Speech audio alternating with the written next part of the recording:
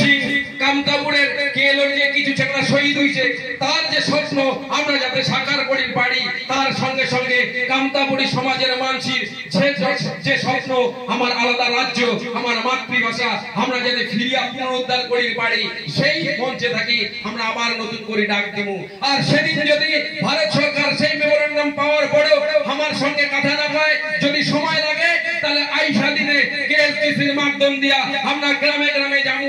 Booth committee থেকে শুরু করি অঞ্চল কমিটি, অঞ্চল থেকে ব্লক কমিটি আমরা গঠন করিয়া আমরা হাজার হাজার মানুষ একত্রিত হইয়া আমরা কামতাপুরের সমাজের মানুষের সঙ্গে একত্রিত করিয়া আমরা আগামী দিনে এই সরকার বাহাদুর জানাবো যে কামতাপুরি জনসমাজ পিছিয়ে পড়ানো হয়। এই কামতাপুরি জনসমাজ যদি একত্রিত হয় তাহলে বহুত কিছু করিবার পারে এবং আমরা আগামী দিনে আমার রাজ্য পুনর্গঠন করিতে পারি। এই কথা কইয়া সবাকে শেষ দণ্ডবোধ জানিয়া মুই মোর বক্তব্য শেষ।